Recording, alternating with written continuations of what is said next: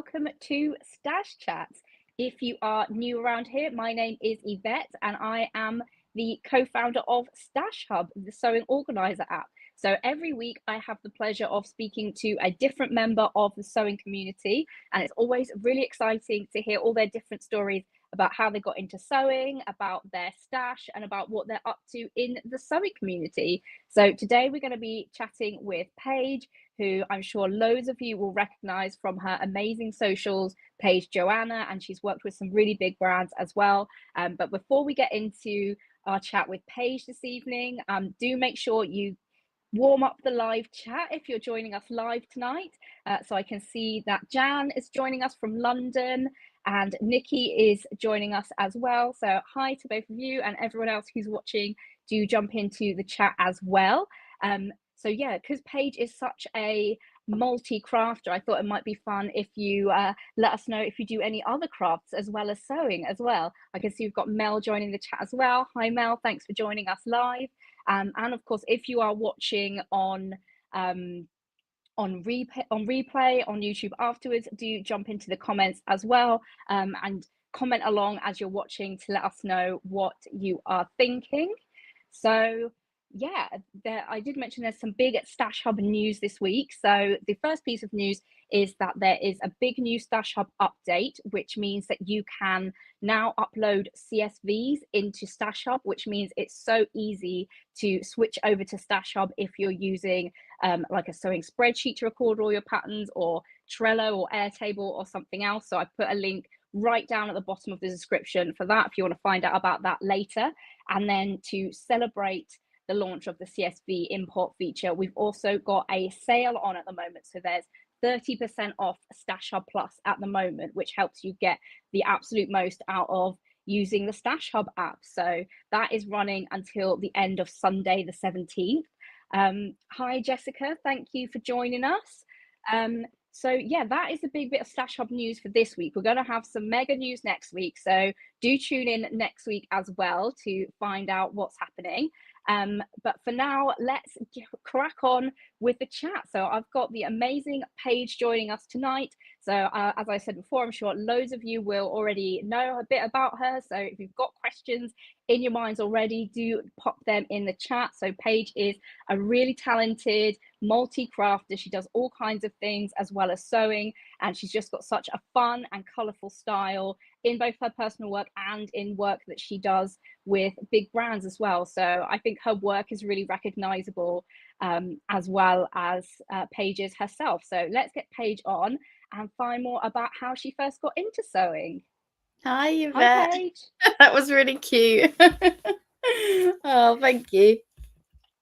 Oh, I feel like even your your little mural wall is so it's like your perfect style. Yeah, I get such a lot of comments on my mural, and honestly, it just brings me so much joy in my little studio space. So, in case anyone didn't know, I have a little studio at the bottom of the garden. So it's like my little sanctuary, away from my toddler and just everything. Yeah, That's the dream. yeah. Honestly, it's so lovely. It's like my little happy space down here. So do you want to kick us off by telling us how you first got into sewing? I get the impression that you're kind of one of those people that's always been crafty. Yeah, so true. So I kind of grew up just making things. It's one of those, I was kind of like born creative, I guess. And the reason I sort of got more into sewing was my nan used to make costumes for amateur dramatic society. So she used to be one of the sort of helpers that would be making patterns for shows and costumes. And we were always thrifters. Like my whole family used to go charity shopping, car booting. And my nan was always, mending stuff and all of that sort of stuff. So I kind of was always surrounded by that.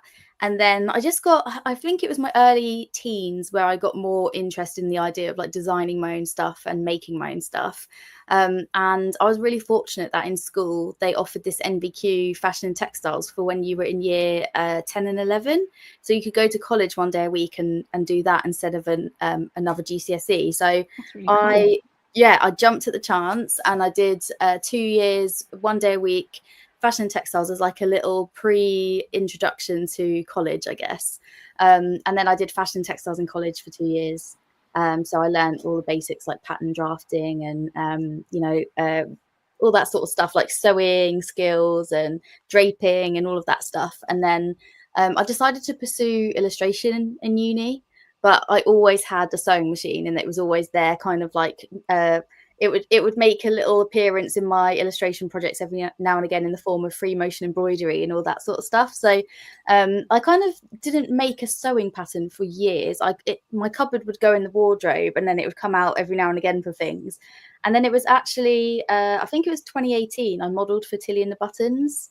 And I modelled for their indigo dress just because one of the girls that worked there at the time knew of my Instagram and stuff like that. And they reached out to me and they were like, I think you'd fit the vibe and all that sort of stuff. And when I modelled for them, I was like, why do I not make patterns like this? Like, it just suddenly inspired me to be like, I already love crafting. Why am I not sewing still? So it kind of gave me the bug back. And then I never stopped from then. So yeah, I just love it. That's a pretty intense introduction to like the indie sewing pattern world, to be like on the front cover.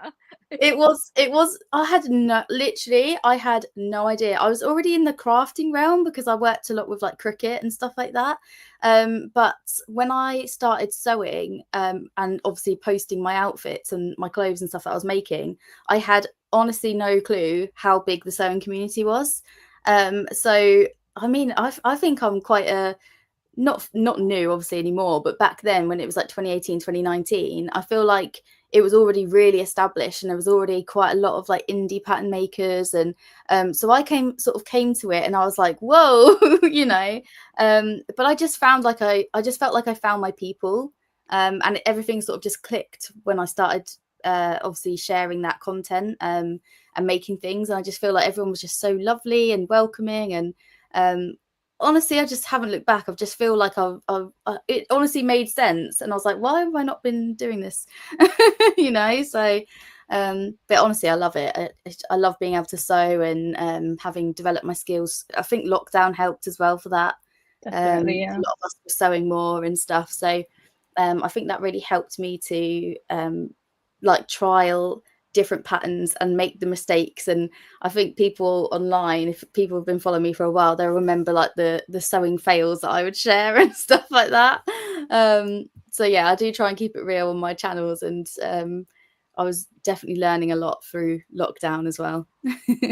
Did you find it like a real shift, kind of going more into like the sewing community and the kind of crafting community, because you had quite a big sort of social media presence sort of before that, like on Instagram and YouTube, doing more, I guess, like fashion-y stuff? Yes and no. I think putting myself out there, I was already doing in a content sense. So I did more like fashion, beauty, lifestyle, did like a mixture of everything, right? And I always had people saying to me, like, you need to niche yourself. And I was like, but I just like everything. And then I did actually make a conscious decision in, I think it was 2019, that I would focus more on sewing and crafting. And it was purely because I just didn't align with the fashion industry at the time. It became very toxic in a way, and I just, as much as I love fashion and I still love like expressing myself through my personal style, it just became a little bit toxic in the industry at that time because I was living in London. I just didn't align with it, and as I was sort of doing more sewing, I realized that the people that I was showcasing my stuff to were more my kind of people anyway. It just kind of naturally made sense to have that progression. But I think because I was already putting myself out there, it just was quite an easy transition in that sense. But in terms of actually stopping what I was doing, that was like a conscious decision to do that. And timing wise, I think actually it was kind of crazy how it all turned out, because the February before COVID happened, I bought myself a brand new sewing machine and I was like, right, I'm really going to focus in on it. And then little did we all know that we were all going to be stuck at home. And I think that's why my YouTube channel sort of grew the way it did. It just all worked out timing wise, which is a little bit strange, but hey, I'm not going to. That's really cool. I think as well, the sewing community, like on Instagram and stuff, they're people that also know like how much effort goes into making something, and like they're also like, a lot of people will, you know, share their own stuff as well. Like, so I think people generally are more kind of conscious rather than just that, you know, people that follow other people and then just sort of Yeah. make unhelpful I remarks was every just now so and then. I was just so inspired. I still am by the amazing sewists in the community. I still see stuff now and I'm like, gosh, that's so cool. Like I wouldn't have thought of that. And yeah, I'm just inspired by the people that I have in my network on Instagram and obviously I don't know if anyone knows this, but I also work for Friday Pattern Company. So a couple of days a week I'm on the back end of Friday Pattern Company on socials, like contacting people and putting together community posts. And so I'm quite aware of different things that are going on in the community and stuff. And yeah, it's just really inspiring all the time. When I have sewing block, it's nice to kind of go to the community and see what everyone's making and yeah, just it's always inspiring to see that and how people take new patterns and make it their own and just all sorts. Really, I love it. Yeah, I find it really interesting when like a new pattern comes out and you see the pattern cover and you're like, okay, that's fine. I probably won't make it, whatever. And then like a couple of weeks later, you see like all the other versions that people have made, and you're like, oh wow, like, you know, never considered that in a seersucker or that color, Yeah, or, you know, it just really changes it. it's usually when someone in the community's made something and I go, whoa, I need to make that pattern. And it's like seeing it from a different lens, seeing it from like not just the model photos, but like seeing how people are actually wearing it and then making it. Because I'm not wearing bright colors today, but usually I'm in really like bright colors. And so when I see people like Jen Legg, who I absolutely love, she always makes stuff and I'm like, God, that's so cool. Like I need to make that. And yeah, there's just a few key people that when I see them making stuff, I'm like, yeah, that's awesome. I need to make one of those. So I think it's hard to get out of the Friday bubble sometimes because I make a lot of Friday patterns and it's hard to step away when you love like how they are instructed. Do you know what I mean? So I'm very biased, obviously, but I just love how user friendly they are. So when I see people sharing new patterns, sometimes I'm a little bit like, oh, do I want to make it? And then obviously if I'm inspired by something, I'm like, yeah, let's go. So yeah, it's awesome. So how did that come about, starting working with Friday Pattern Company? It's such a honestly, like the timeline is so crazy. So it was in lockdown 2020 and I had obviously only been really in the sewing community for just over a year. And I just saw her post on Chelsea posted on Instagram saying that they were looking for someone to help with their social media channels and the blog and all of that stuff. And I applied and I remember Chelsea said to me, like, how's this going to work? Because you're in the UK and I'm in the US. And I remember just being like, I really want this job. And I was like, I'll make it work. I was like, I can work anytime. And actually, it's quite helpful because she had a big UK demographic that she had someone based in the UK just to kind of keep tabs on UK time and the UK community and stuff like that. So in that sense, it worked really well. And then it's been like 4 and a bit, nearly 5 years that I've been working for her now. I actually think that's crazy. It's gone so quick. But yeah, it literally was just replying to something on social media, and I managed to wrangle my dream job. So I have no idea. Amazing. No idea. I know. I'm still like, I still just love it. I love what I get to do and stuff. So very, very grateful.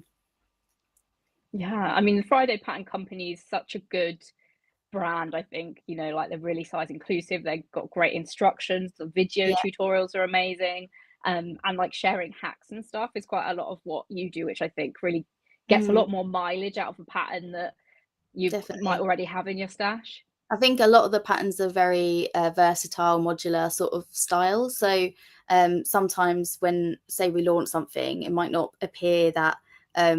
Sometimes even I like will test one, and I'm like, it's not really my vibe, right? And then I'll see either someone else make it as a hack, and I'm like, oh my god, that's awesome. Or I'll come up with a hack based on like what's trending and stuff like that, and then it's just like a few little tweaks to a pattern and you can really make it your own. I think because they're quite simple in design, a lot of the time they are then easier to hack. So Yeah, I do love that side of it and coming up with like ideas and stuff that I think would be beneficial to the community and what people would want to see, you know. Yeah, it's really cool. Do you have a favorite pattern from Friday Pattern Company, or is that an impossible question? Oh no, I could easily answer it. I love the Davenport dress. I just think it's so great. Actually, it's probably tied between the Davenport and the Ilford jacket. They're probably the ones that I've made like the most. But I know our bestseller by a landslide is the Donny shirt. Like Yeah. I think it's become like a firm favorite for a lot of people.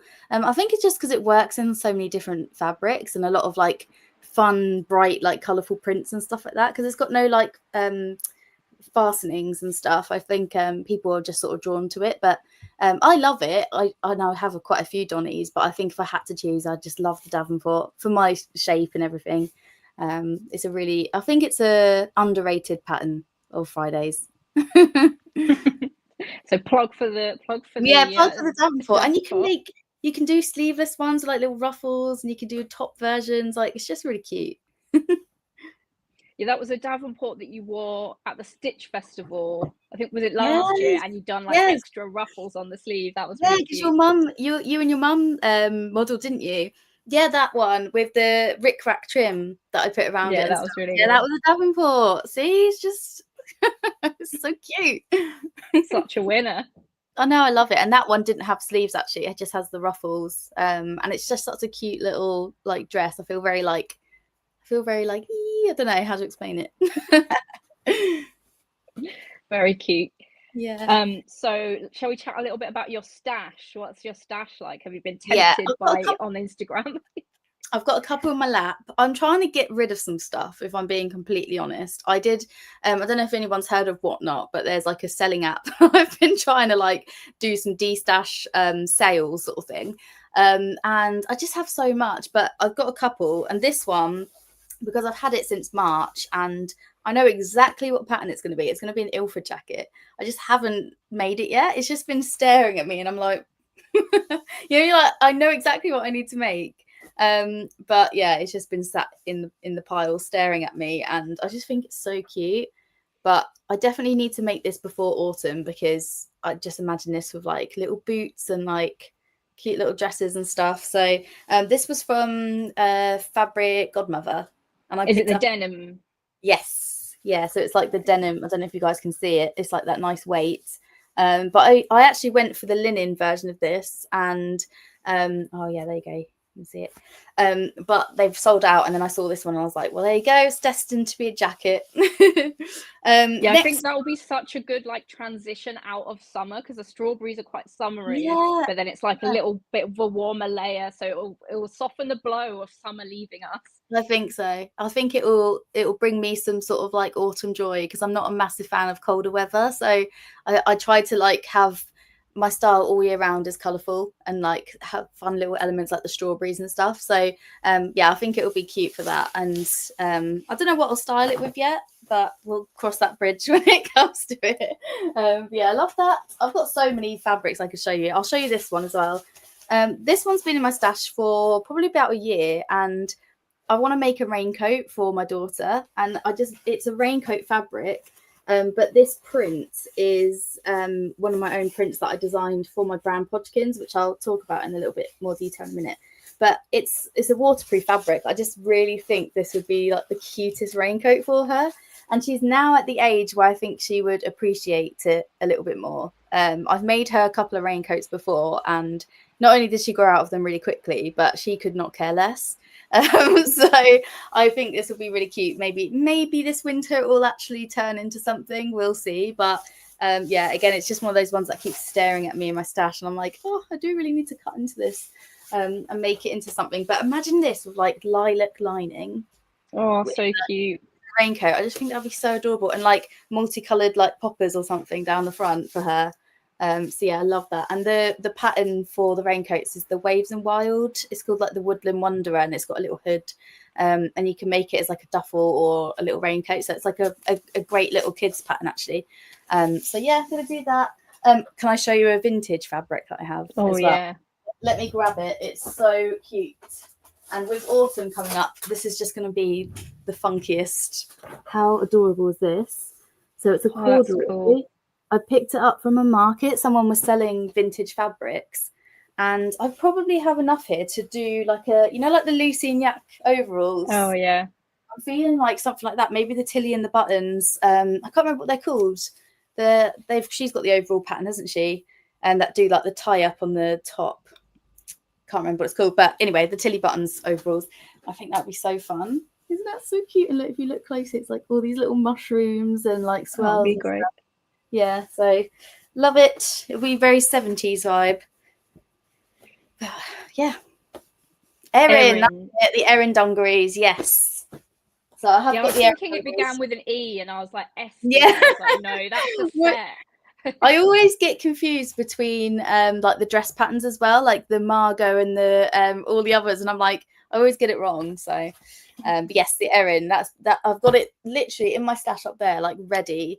If it won't be the Erin, it will be, the Make It Simple Tilly book, and she's got the little like pinafore dress. It's like very simple shift dress with like the darts down the middle, down the bust sort of thing. That could be quite cute as well, actually. So if I haven't got enough for the overalls, then I'll do the do a little pinny dress. Is that the olive? So with the like V neck? Yeah, that would be cute as well. And then over like a little roll neck, I think would be so cute. Get I'm some thinking like white boots or something. Yeah. Yes. Oh my god. Right, you're selling it to me. I think I'm going to make a pinafore dress. That's so cute. I love it. Yeah. Jessica says, "What is your favourite sewing pattern? Can anything knock out the Ilford and the Davenport?" Yeah. If I was excluding those, what would I say? Should I exclude Friday as well and try and do one without Friday Pattern Company, because I like all of those? It's such a hard question. I'm looking at my stash and thinking what I make the most of.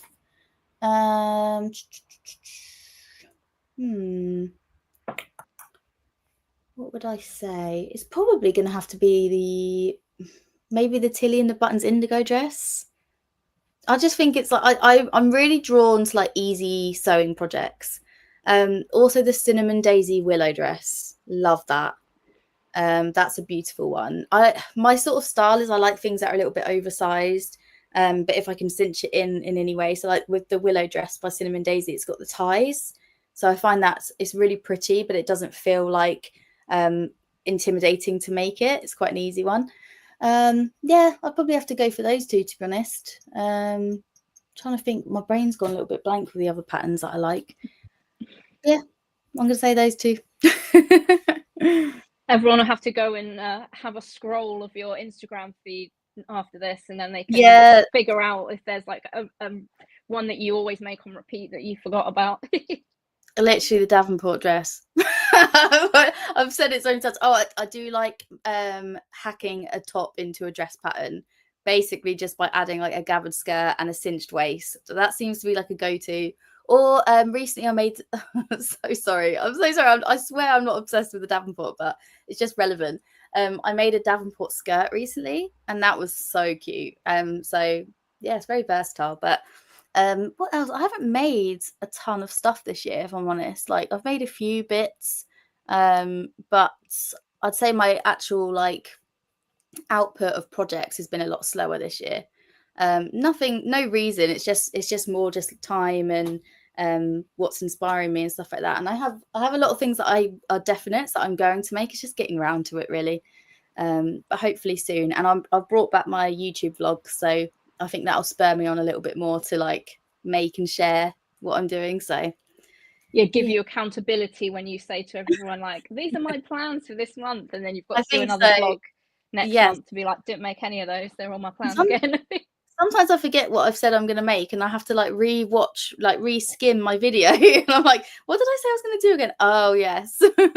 So there's one that I posted, I think it was like last month actually, and I genuinely need to like update my refresh my memory, because all I remember is the strawberry jacket. That's like a definite, but I can't remember what other ones I said, so I need to check. You'll have to like be like, I clearly wasn't like fully committed to those plans if I'm not still thinking about them. I've already made the gingham skirt with the Davenport that I made was in that video, and that's like ticked off the list. So I finished that one, so that's good. But I haven't done any of it. Like literally I haven't made any of the other ones. So yeah, I need to refresh my memory and see, do I still sell labels? I don't. How do I answer this question? I do and I don't. I sell them at the markets that I do now. So I've got a brand called Podgekins, which I'll show you guys in a sec. And I tend to bring what I have left stock wise to my markets. So yeah, I do sell them, but I don't sell them on my like Etsy or my website anymore, just because I couldn't keep up with the sending times. Like I would get notifications from Etsy like it's been 5 days, you need to dispatch it, sort of thing. So I just had to pause it. And I have sketched recently, this is like a little sneak peek, but I have sketched some new designs, so maybe I'll bring them back for the Stitch Festival next year because I'll be there. So yeah, we'll see, but they'll probably be sold under Podgekins rather than Paige Joanna, just because it makes sense to do it through Keep it simple. that. Yes, only have one one website that I'm selling from instead of like multiple and trying to manage it all by myself. So yeah. Well, I think we should definitely introduce everyone to Podgekins if they're not sure what we've been talking about this whole time. Yeah. So at the tail end of 2023, I started developing a cloth doll sewing pattern brand. I have a love of like cute, nostalgic things like retro toys, and I love collecting like dollies and stuff. And I just suddenly was like, why am I not doing something with this? In lockdown, I made a doll for my niece and she absolutely loved it. And I started an Instagram called Podgekins, and the reason why is because my nickname as a kid was Podger. So I just wanted to make something that was like, you know, felt very nostalgic for me. So this is one of the patterns. So I make these little cloth dollies, and they're very cute, and their USP is the fact that they have squishy bottoms so that they can sit independently, because I have a 3-year-old daughter and I used to get really frustrated with a lot of her dolls that just like, you know, like flop over. So it was important for me for them to have these like little bums, so that they can just sit on their own. They don't have to be like propped up. So they're just very fun, cute little cloth dollies. This one has the felt hair option that is in the pattern, but then you can also make them like a classic ragdoll style with the kind of wool hair as well. And I'm developing different patterns all the time. It's a slow process because this is like a passion project at the moment, but I'm working on, so there's also dungarees versions. You can get like this little dungarees pattern dolly. They're super, super cute. It took me a long time to get that pattern right. And then where are they? I've got little mermaid tails coming. I have to show you. Oh, they're so cute. Oh, bear with me. They're literally where did I put them? Oh, here. They're all buried underneath my fabrics. So I've been working on a little mermaid tail. This is probably a cute one to show. So my plan is to do like add-on patterns, so accessories and stuff like that. So this is the little mermaid, and you just pop the tail on. They're so cute. Ta-da! Oh, that's amazing. So you can make them into little mermaids and stuff. So the next thing is also animals. So I'm developing animal dolls. This one, it has no arms, so just ignore that. No arms. But it just takes so long. Like the mermaid tail, I think I made 8 samples before it was right. And that is the most, you'd think, because it's very simple, it would be an easy project, but they just take so long to develop. But yeah, I'm working on little animals as well. So hopefully the Stitch Festival next year I'll have some animal kits as well as the dolly kits. But so it's a mixture of digital patterns, and then I do markets where I sell like the physical doll kits as well that has like everything in it. So yeah, it's a very fun little project, and something that just brings me a lot of joy. So hopefully I'll keep developing patterns. I've got so many ideas that it's just time, isn't it? Does your daughter give you ideas for like new things, you know, like, oh, I wish there was a mermaid, or I love cats? Yeah, She does and she doesn't. Sometimes I can tell if something's good or not because of how Willow will react to it. So when I showed her the mermaid tail, she was like, you know, she thought, wow, that's so cool. And usually if she's not interested, I know I'm like not doing something that she deems like cute. Like she's not bothered about the animals yet, but I feel like they've got a little while to go. Do you know what I mean? Whereas when I made like the mermaid tail and stuff, she instantly saw it and she's like, "Is that for me?" And I was like, maybe." You know, she, bless her heart. She comes into my studio and I do a lot of like crafting with like brands that do like toys and stuff. And I feel so bad, but she's always like, "Is that mine, mummy?" And I'm like, "No, it's not yet." Anyway, you know. So yeah, but she's got several dolls now, and they all just get brought out and played with and stuff. So yeah, I think she's a little bit desensitized unless it's something new and exciting, you know. But I did make a little fairy one once for a friend, and she was very sad that it wasn't hers. So yeah, they're so cute. How did you design them?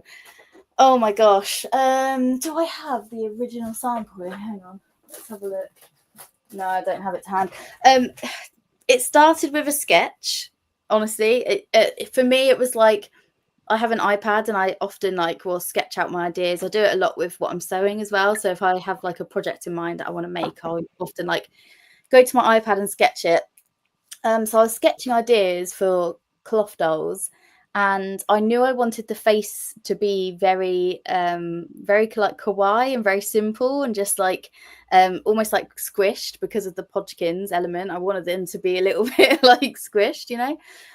So I just sketched loads and loads and loads of different versions of the face, and then I just started developing it by cutting out fabric. So the way I usually work, the way my brain works, like just before I went on this call, I was telling you that I made this little Labubu dungies, and I just see a bit of fabric and I'll cut out a shape, and then it sort of goes from there. So I'm very much, what's it called? You know, when you drape, I'm very much like a doer. So with developing the Podgekins patterns, it started off with a sketch, and then it was how I translated that sketch into like a physical pattern.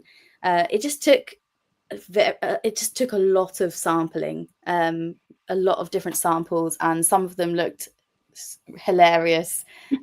The idea originally started that you would sew the head on separate to the body, and I got a bit of feedback from a local sewing tutor that said with ragdolls they need to be really, really simple. So I then had to develop it with the neck like attached. So just a lot of different thought went into it, but it probably took me about 6 months to develop the doll itself. Now that I have the doll, I can make lots of different versions of. But yeah, it's just a bit of trial and error and sketching and doing and all that fun stuff. And honestly, it was very out of my comfort zone because I don't know about you guys, being a crafter, sometimes I feel like uncomfortable with the fails, you know, like making the mistakes and having failures. But that's when you're pattern developing, you have to actually fail to progress. So I found that a challenge at first. Now I love it. Now I love trying to make stuff, and it's like you win some, you lose some, you know. It's like the mermaid tail. It took me 8 samples for something that should be, in theory, really simple.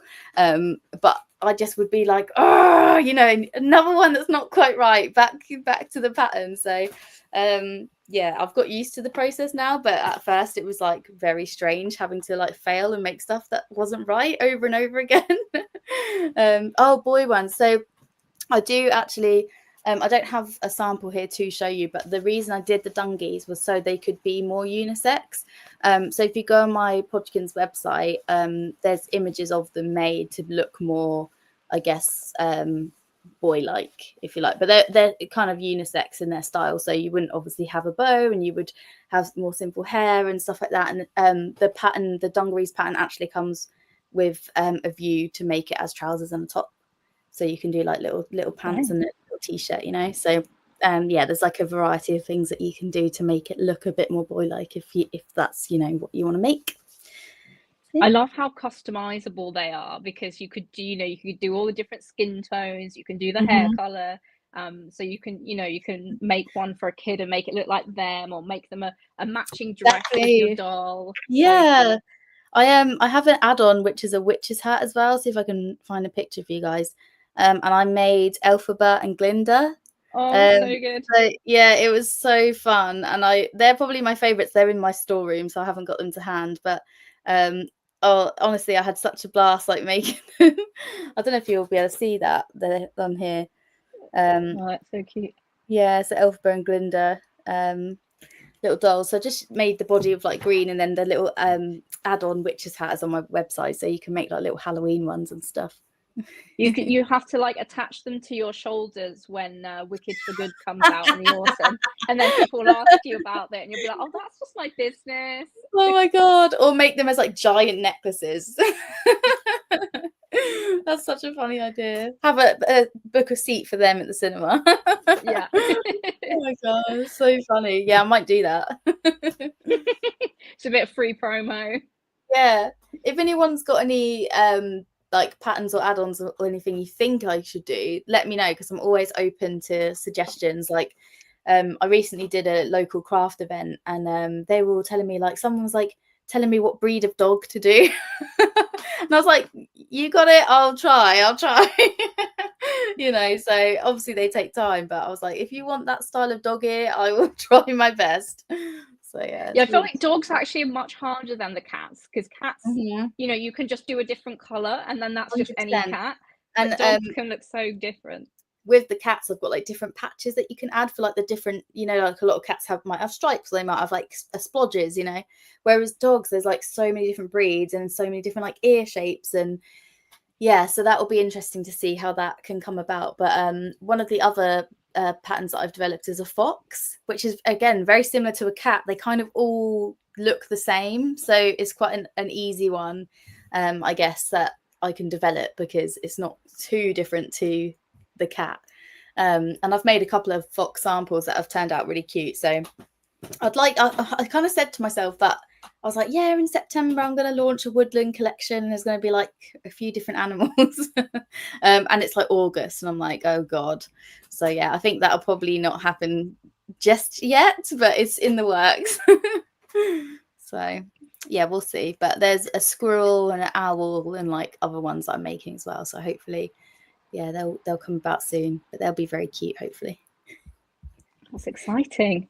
It's like Yeah. Build-A-Bear, but you get to like build it fully from scratch. Yeah. Oh my gosh. We took my daughter to Build-A-Bear recently, and I think it cost us just shy of £70. It was I was not expecting it. I really was not. I kind of went in there, and they do this thing of saying like, do you want to add a scent, and you do want to add this, and like you're so overwhelmed by the noise and the chaos that you were like, I was just like, yeah. And then Willow, they would talk to Willow, not us. So they'd be like, do you want to add a scent? This one's strawberry, and this one's, and she'd be like, strawberry, and little do you know, it's like an extra £5 per like thing that they had on.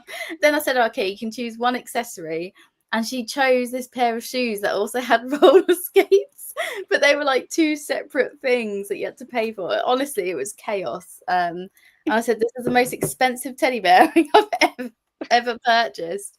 But she loves it, and she does genuinely, like, I thought if she doesn't play with it, I'll be like selling it on Vinted, you know. But she does. She goes to bed with it every night, so you know, got to be done, I guess. Yeah, worth it in the end. Yeah, maybe I should. That's what I should start, a Podgekins Build-A-Bear experience. That would be cute. Yeah, that would be cute. I mean, it'd be good for people who don't want to like make their own Podgekin, and then you could just like be there and be like, choose the hair, choose the. I get that. I get that feedback a lot in markets, and like I've stopped doing the slightly smaller markets because people, they obviously see the kit and they're like, oh, I can't sew, but usually most people know someone that does sew. But then when I was at the Stitch Festival, I think it went down really well because there wasn't really anyone else that does it. And I had a pick and mix, so people could choose the skin tone, the hair color, and like I think people like that element where they felt like they were getting something really customizable. And yeah, it did really well, the concept. So I think I'll bring that back next Stitch Festival with a few like set kits. But yeah, it'll be interesting to see like what people want and don't want, because it changes every time, doesn't it? Are they machine sewn? Yeah, so they have some hand sewn elements, so you can do like the hair, for example. This one's like hand stitched on. You can stitch it by the sewing machine as well, but this one, I think you can, it's hard to see, but you can kind of see the little stitch markers. But for the best finish, because the dolls are actually safety tested, so I had to safety test all the dolls to make sure that they were compliant for UK safety standards, which is crazy. I had to like burn one and all this other stuff. So they're designed to be made by machine so that they are safe from birth. But obviously, if you wanted to make it by hand, you could. It would just take you longer, and I couldn't guarantee the same safety standard because the dolls that I've safety tested have been tested with a stitch. You know, I'm not selling at the knit and stitch, sadly. I keep getting asked, but I just don't have the time or the stock right now. So I'm going to go as a punter, though. I'm going to go and hopefully come for a day or so. So yeah, I'm looking forward to that, but I'm not selling at it, sadly. But yeah, I think the next big one that I'm doing is probably the Stitch Festival next year, actually. I've been asked if I want to do, there's another one in November, but it's like not one of the big London ones. It's like a, I can't remember what they said it was. It's like near Farnborough, I think, or something like that. Oh, is that the Creative Craft Show? Oh yes. So I got asked to do that one as well, but again, it's just time, and obviously I'm a mum to a toddler, so it's very limited in like what I can actually do in the time that I have to like get things prepped. But in a dream world, I would do all these shows and stuff and build the brand, because the Stitch Festival did do really well for me. And Podgekins did have like a really good reaction, so it was just lovely, to be honest, to see it, see people walking past and going, oh, how cute, even if they didn't buy. It was just lovely to get that sort of rewarding thing. And I think next year, when I bring a variety of different patterns, I think people will hopefully find something that they like. I don't know, it's a tricky one, because I think a lot of the dolls that go to these shows are like what's it called? Not crochet or origami? No, what was it called? You know what I mean? Like the crochet. I know, yeah, but like the really small crochet. Yes, there's a name for it, isn't there? And I can't think of it. It's like origami, but it's not origami. It's someone. Yes, you know what I mean, right? But yeah, that method. There seems to be a few of those brands that bring like the cool, quirky little animals and like the dolls and stuff. But I think there's not really anyone that does sewing patterns, I guess. So yeah, it's like it's trying to come into those spaces and for people to have like a want for it. Do you know what I mean? That's the one. How do you even say that? I'm not even Amigurumi? Amigurumi? That one. Oh, funny. Yeah, but I'd love to do that. It's just it's a skill in itself. It's like people that can crochet, some people can't do that method because it's so intricate, making little toys, isn't it? But there's so many cute ones. Maybe one day. Yeah, we did mention at the start that you're a multi-crafter. So do you want to tell us the other crafts that you've dabbled in apart from sewing? My gosh, I do so many different ones. I'm one of those serial craft triers. Is that even a way to explain it? I sort of dabble in and out of doing punch needle. So I really love punch needle. I'll sort of put that away and then I'll come back to it every now and again. So yeah, love punch needle. I love cricket, so I do a lot of like upcycling, and I'll upcycle stuff usually with like iron-on vinyl or like just things like that. I'm one of those people in the family that people will be like, can you make this cake topper for me? And I'll be like, yeah, let me cut one out of my cricket, magic one up for you. So yeah, cricket is good. I can now crochet granny squares, so that's been a new thing of mine that I've been trying. I'm actually working on some triangle shaped granny squares to make bunting, which I never knew was a thing. Yeah, I just did the Carry On Crafting Festival, which is an outdoor weekend event, and it's kind of like the Stitch Festival, and a festival had a baby, and it's like this really awesome weekend event that people can do workshops, and there's like vendors and stuff, and they had them everywhere, these like buntings everywhere, and I was like, I need to make them. So I'm trying that at the moment. Gosh, all sorts. Sublimation, I love sublimation printers and like That's really fun. I've been making stuff with Simbricks. Have you guys heard of Simbricks? It's like, Never heard of that. it's like Lego and water beads, aqua beads, whatever they used to be called. Hammer beads. It's like that. It's Okay. pixel art, but it's this. I've got some next to me actually. I'll show you. It's so satisfying. It's like this. They're like these tiny, tiny little blocks, and they slot together, so they're reusable. Oh, right. They're cool. So it is like a hammer beads, but reusable. Yes, reusable hammer beads, I guess, is a good way to explain it. And it's pixel art, so obviously, if you hold it back, it's this one that I've made is just like based on a weird toy, kind of like a Labubu, like one of those.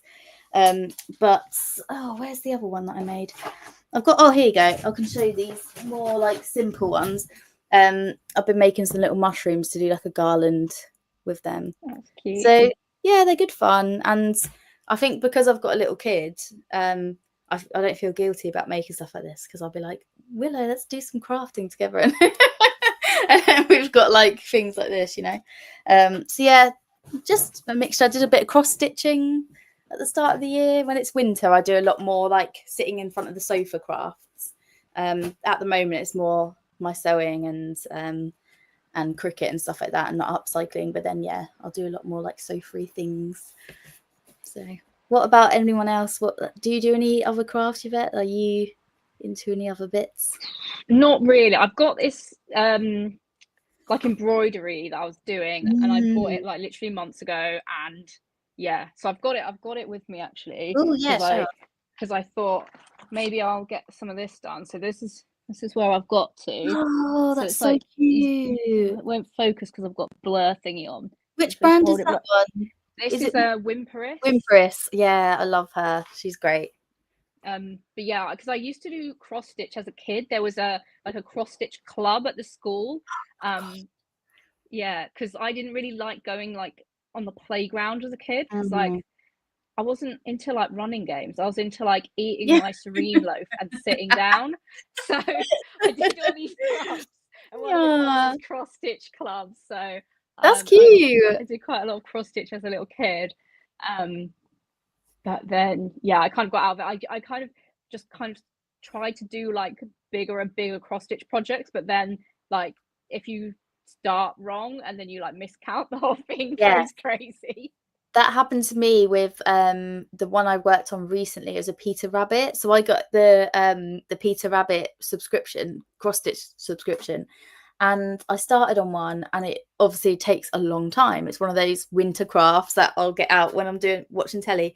The problem with that is that you have to mark off where you've been, don't you?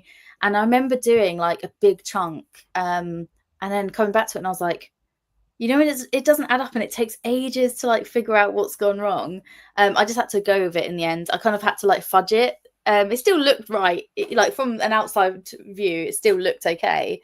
But yeah, I had to like fudge it and work out what to do. Just the simplest of like bits that go out of a line. So yeah, I do love cross stitch, but I feel like my attention span since becoming a mum has got a lot worse. I'm like one of those people. I have like the TV on, an iPad, like I'll be doing something, and I have like so many different things I'm doing at once. So to slow down and do cross stitch is like I have to be in the right frame of mind.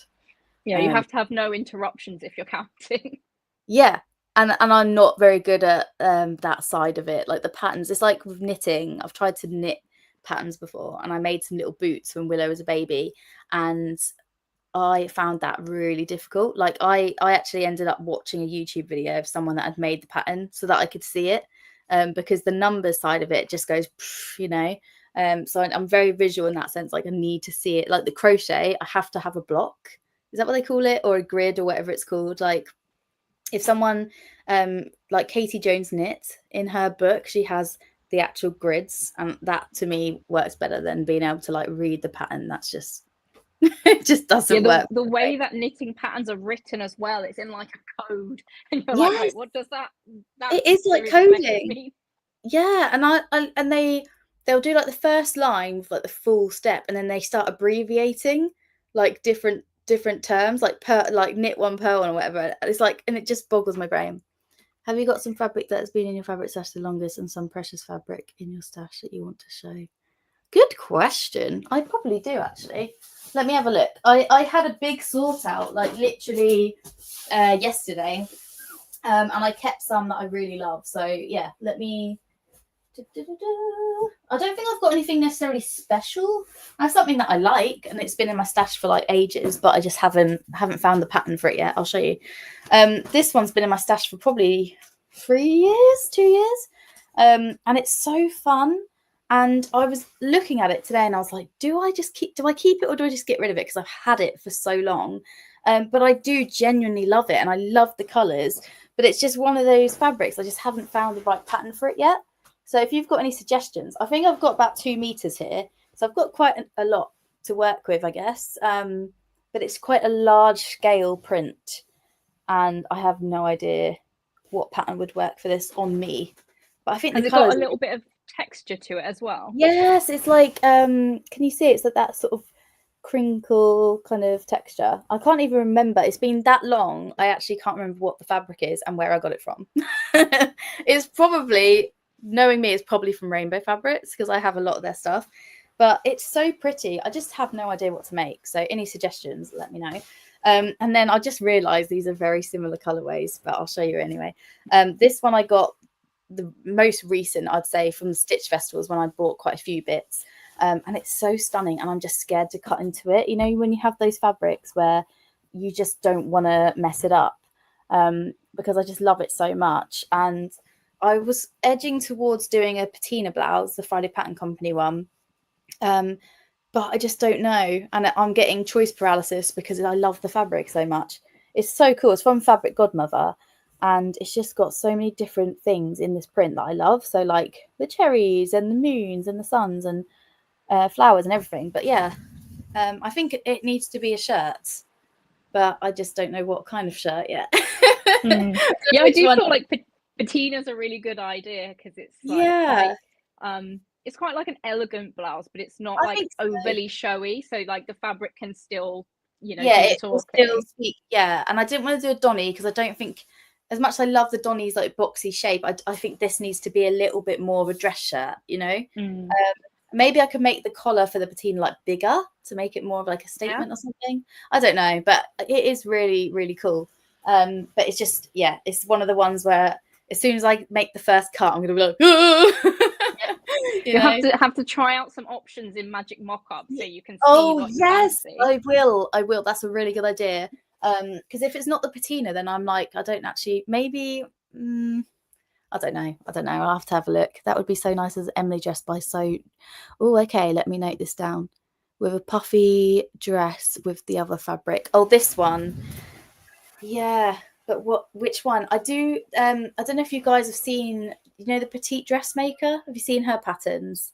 She's got one called the Bloomfield dress, and it is gorgeous. And because I am quite petite in the body, they work perfectly for me. The drafting of those patterns, and she's got one that has like big sleeves, and it ties up on the bust, so it's good for me because I have a smaller bust and I do like waist and hip, so you can sort of like properly tie it in. So maybe a Bloomfield dress. But yeah, I just don't know. It's just one of those, like, I will eventually turn it into something really cute. Maybe I'll keep it out because it's been in one of my cube unit drawers. So if I see it, maybe it will spur me on. Inspire you. Yeah, it might inspire me to make it. Or actually, saying that, Friday Pattern Company have the Wren dress, which is like a new like wrap style, and that it's really it's like classy. It's not like, I don't feel like overexposing it or anything. It just feels like quite a nice one to throw on. So that, actually, I haven't really thought about those two together. But yes, Magic Mock-Up, I'm going to do that. Yeah, I feel like the Wren dress would be such a good one for, like, you know, like wearing to like a summer wedding or like a garden party. Yeah, it's like special, or isn't even it? if you did it in the fabric with the black background, you could wear it like with tights and boots and like a jumper underneath. Yes, like a little roll neck. Yeah, I love so that style in winter is like so me. I love a layering a summer dress over something like wintry, and then like a cool jacket over the top. It keeps the summer style going. You've inspired me, dude. I love it. Thank you, guys. All right, we've got All like next. 4 minutes left. So if anyone's got any Okay. questions, you've got to smash them in the chat right now. Do you want to tell us where everyone can find you, Paige? Yeah, so on all social channels, my name is Paige Joanna, as you can see it probably at the top. I don't know if you're watching on YouTube, you'll see it on there actually. But yeah, Paige Joanna. You'll find me on there. You can't really miss the crazy hair. But also my YouTube channel, I'm so close to 100k, 100,000 subscribers. It's absolutely mad. I kind of like stopped nurturing it because I was nurturing TikTok. But I was like, why am I not nurturing it? Anyway, I'm back. I'm doing videos weekly, if not bi-weekly, and I'm having a lot of fun with it. I feel like I've got my sojo back. So I'll be doing a lot more like sewing vlogs and stuff over on there. So yeah. That's really exciting. Yeah, so if you head over there now, you could be the 100,000th subscriber, and then I'll say really close. I've got like 6,000 to go or something. Okay. But when you're like, when you can see like 93 or 94k, it's like, ooh. Soon it's coming. It's on the horizon. horizon. And it's so exciting because you get a plaque. You get like a 100k YouTube plaque, and I need that on my shelf. You can just look at it every day, like. Yeah, I literally need it. I'm like, oh, it would be the dream. Oh, thank you. Yeah, fingers crossed. I need that plaque, baby. Oh, so silly. But yeah, it would be good. Is there anything else you want to quickly tell us about? I think I've said everything. You guys, I'm surprised I haven't given you my life story. That's usually what I do. So yeah, I appreciate everyone that's joined there. It's really nice. Yeah, I feel very inspired.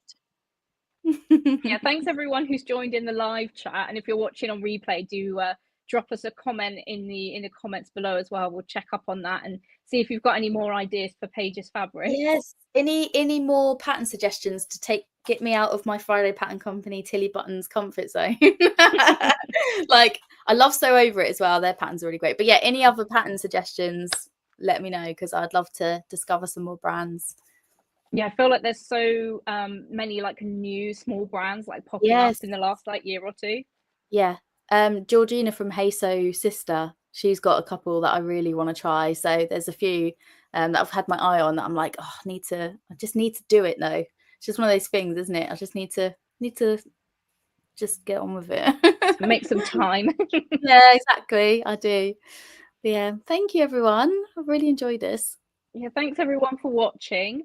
And thank you, Paige, for sharing about your sewing with us. And yeah, really excited to see Podgekins grow as well. I think like the name and the aesthetic is just so perfect. Like they just want to squish them. They're so cute. Yeah, they're so fun. Honestly, it just makes me happy. See, when I've made something new, I always get like an excited thing. I think that's like a good thing to have, isn't it? But yeah. Oh, thank you. In a Gingham Fabric, Lane Pants by Sid Graham. I will take note. Thank you so much. Yeah, I've made the Lane Pants recently. They're so good. Like, oh, amazing.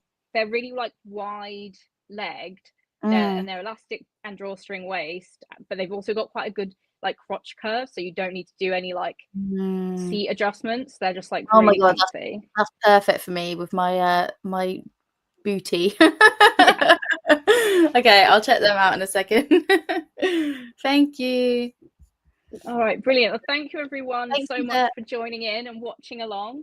And yeah, thanks again, Paige. And I will be back live again, same time next week, 8 p.m. UK time on Wednesday. I'm going to be talking to Catherine, who is Soverton Makery, who is doing a really exciting sewing challenge next month called it's called like Sew Phoenix, and it's about recreating a really early make and making it like better. So it's like rising like a phoenix from the ashes of your early fails. So that's going to be really exciting. Oh, I love that. That's brilliant. Cool. So I'll see you guys next week. Thank you. I'll see you soon. Bye. Bye. Bye.